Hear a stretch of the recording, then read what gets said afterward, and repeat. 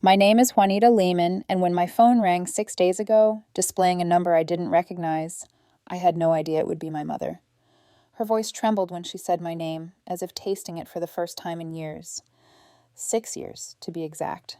6 years since she last spoke to me. 6 years since she chose my sister's happiness over my heartbreak. 6 years since everything I thought was mine was handed to someone else, wrapped in a cruel, twisted sense of family unity. But before I tell you what my mother begged for on that call, I need to tell you how it all began. How I lost a fiancé, a sister, and an entire family in a single night. Jason Hale and I met in college. 5 years together, 5 years of plans. Little ones, big ones, the kind that carry you through the hardest nights. He was my calm place, or at least that's what I believed. When he proposed, he did it with a quiet smile and a trembling hand, as if loving me scared him in the best way. He told me he wanted a lifetime with me. I felt like the luckiest woman alive. He even planned a surprise engagement party. My mother cried tears of joy. My father kept patting Jason on the back. My sister Emily, just 26 then, kept hugging me and saying she was proud of me. I didn't know that pride was just a mask. I didn't know everything I loved was already slipping out of my hands. Around 10 p.m. that night, I stepped outside to the backyard. The signal was better there, and I wanted to call Emily, ironically, to tell her how happy I was. That's when I saw it.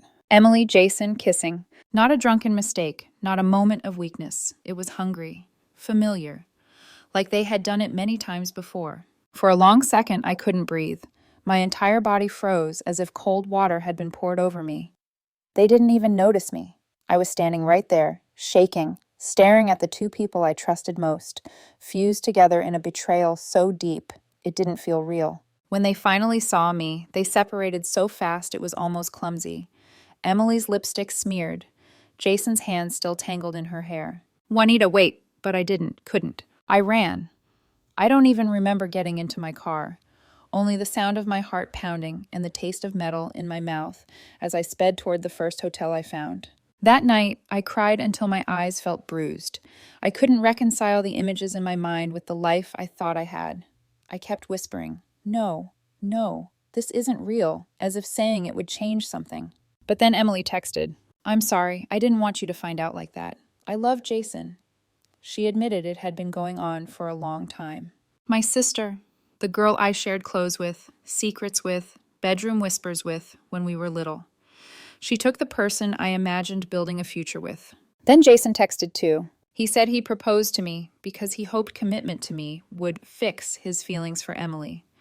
But instead, his love for her grew. I sat there in that hotel bed, staring at the screen, feeling like the world had decided to play the cruelest joke on me. I wasn't a fiancé. I was a placeholder. 4 days later, numb and hollow, I went home to gather my things so I wouldn't lose my job. What I found when I opened my front door shattered me all over again. My entire family was inside my house. My mother, my father, aunts, cousins, even Emily and Jason, standing together like a newlywed couple receiving guests.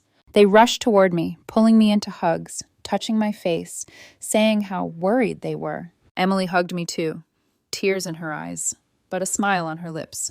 Jason stood behind her, silent but comfortable, like he belonged next to her now. I just stood there, unable to speak.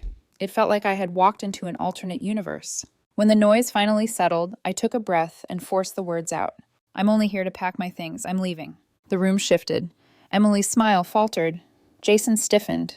But then, my mother spoke first, almost cheerfully. "Well, sweetheart, we can't change the past. Emily and Jason are together now. We just have to accept the future." I stared at her. "The future?" "Of course," she said. "They love each other. Isn't that what matters?" My father nodded approvingly. Emily squeezed Jason's hand. I felt my heart crack again. I asked, "Why are you all smiling?" She cheated with my fiancé. She took the man I planned to marry. My mother sighed, as if I were the unreasonable one. "It was wrong," she said. "We all agree it was wrong, but sometimes life leads people where they're meant to be." I felt dizzy. Emily whispered, "I wish I'd told you differently, but I couldn't help how I felt." Then Jason added, "We didn't want to hurt you." And right there, as if to seal their new reality, they kissed. Right in front of me. My mother started crying, but not for me. She wiped her tears and said, "They're meant for each other. Juanita, don't be selfish. Be happy for them. It felt like the air had been sucked out of the room. They weren't comforting me. They weren't angry at Emily. They thought I was the problem. The selfish one. The child. The obstacle to their perfect family narrative. I grabbed my suitcase without another word. Tears blurred my vision, but I refused to let them fall until I was in the car. As I walked out, they called after me, not to apologize, not to stop Emily, but to keep me from making a scene. That was the last day I spoke to my family. The night everything broke. 5 years. 5 long, silent, strangely peaceful years. That's how long it had been since I walked out of my parents' house, suitcase in hand, feeling like a ghost, floating away from a life where no one truly saw me. I built a new world far away from them, quietly, carefully, brick by brick. Career, stability, a home that finally felt like mine. People often talk about healing as if it's a gentle sunrise. For me, it was more like learning how to breathe again after almost drowning. I didn't block my family, not yet. I let them watch, let them see my promotions, vacations, achievements. A small part of me wanted them to witness my happiness without them. Call it petty, call it justified. Maybe it was both. But 5 days ago, around 8 p.m., my phone rang. A number I didn't know, an area code I recognized all too well. I should have ignored it. I should have let it go to voicemail.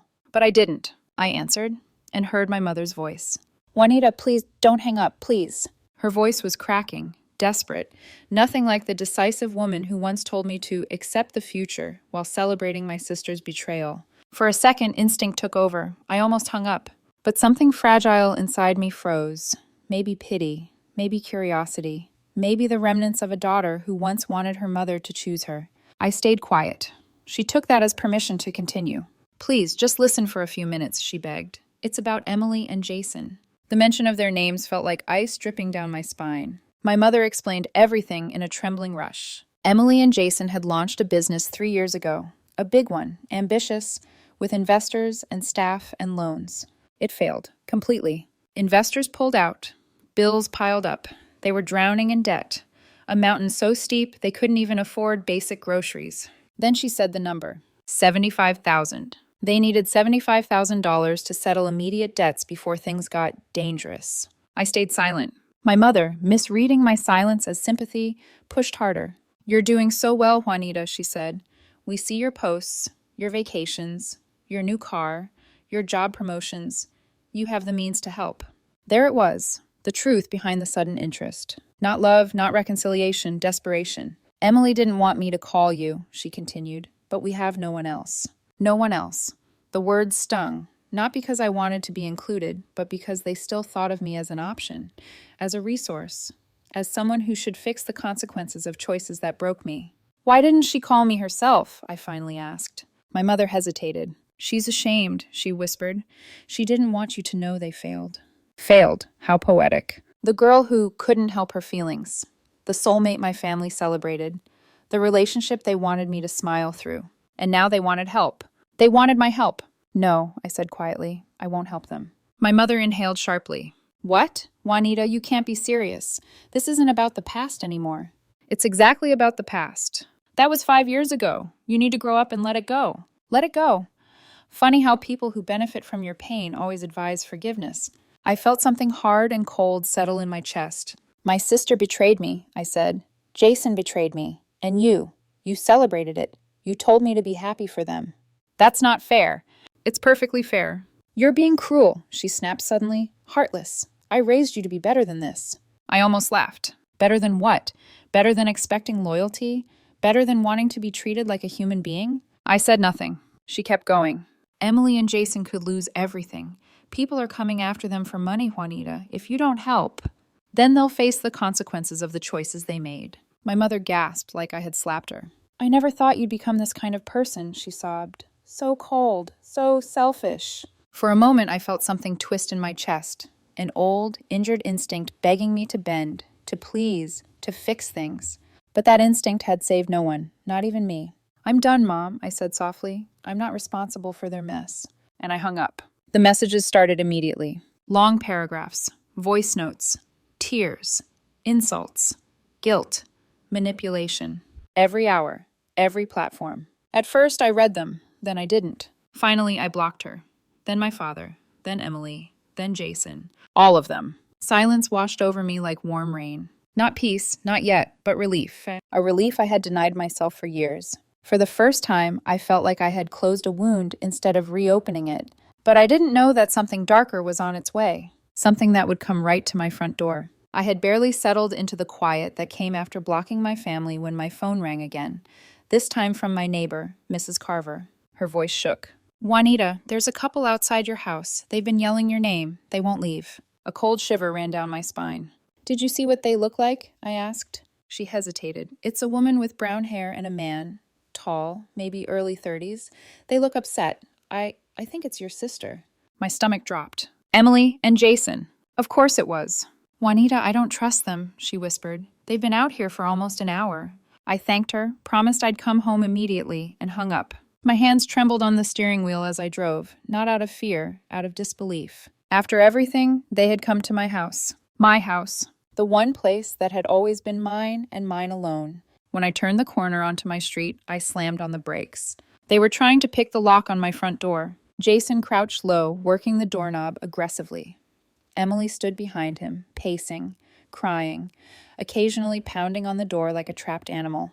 I stepped out of my car, heart pounding. "What do you think you're doing?" They spun around. Emily ran toward me, mascara smeared, desperation in every movement. "Juanita, we just want to talk," she pleaded, grabbing for my arm. I yanked it away.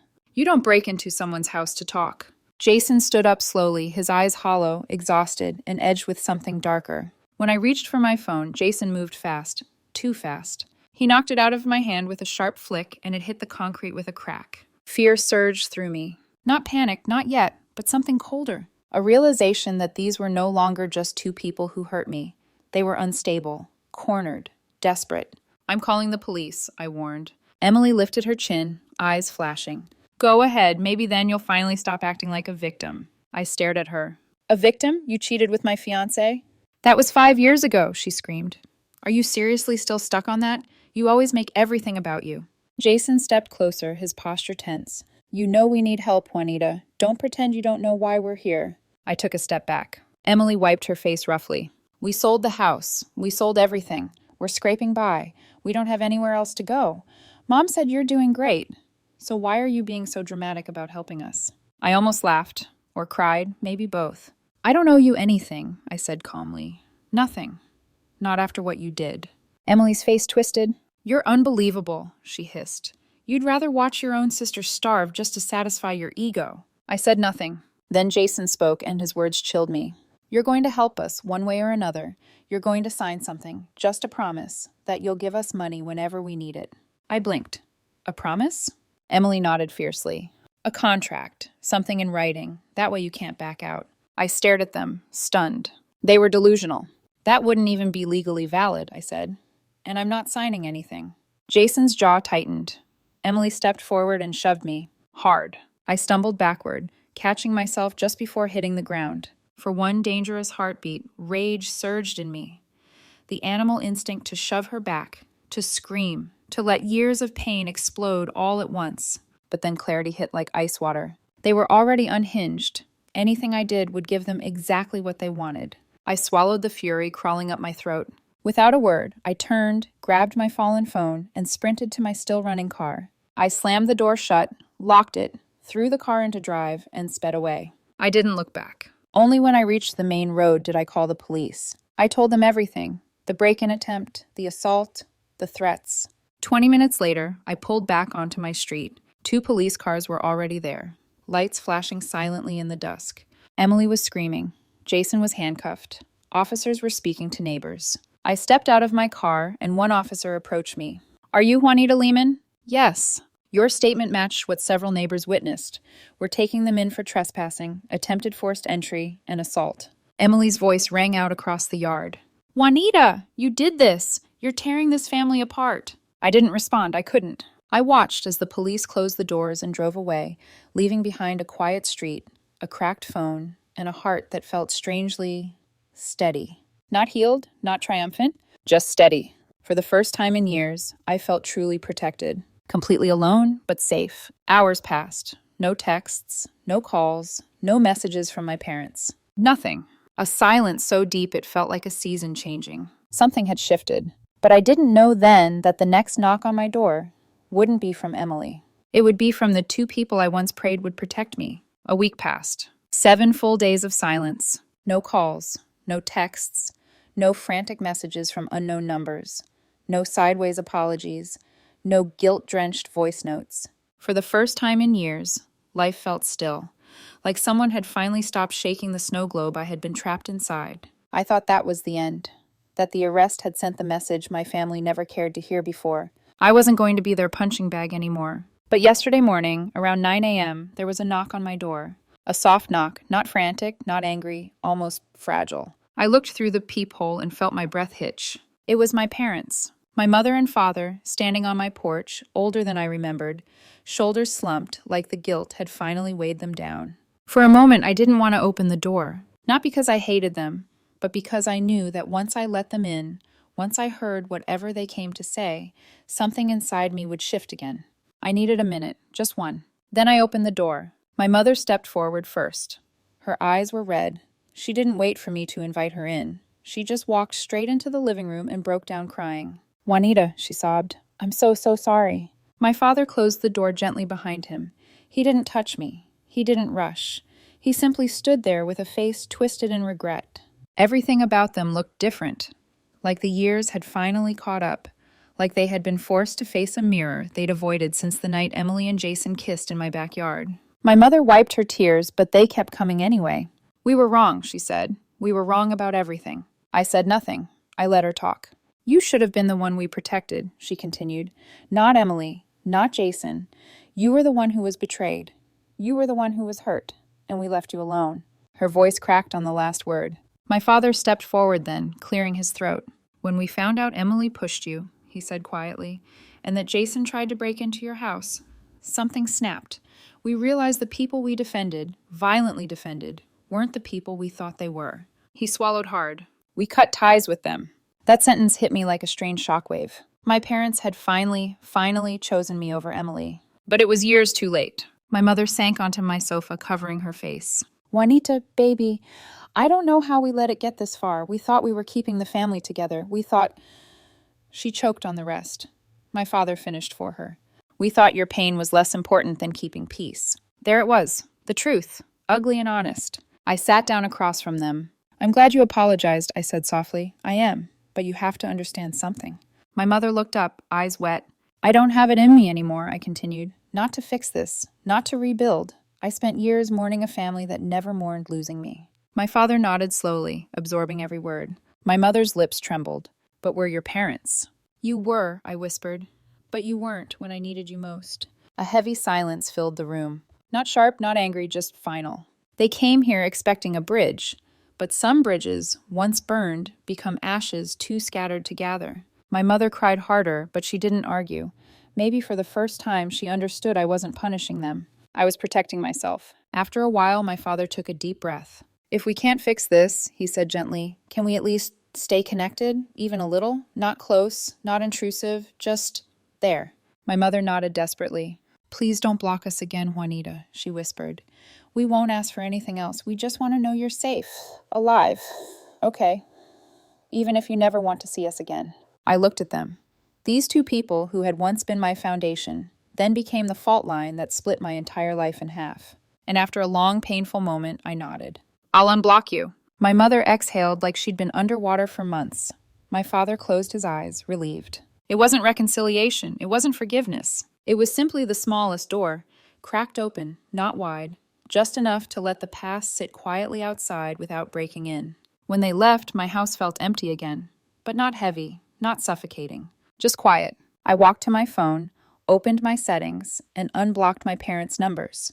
Not because they earned it, but because I finally understood something. Healing doesn't always mean rebuilding. Sometimes it means letting go without hatred and walking forward without looking back. I stood by the window, watching my parents walk to their car, two shadows shrinking across the driveway, a chapter closing gently without slamming. And for the first time in 6 years, I wasn't angry. I wasn't hurt. I wasn't waiting for an apology or carrying the weight of betrayal. I was simply free.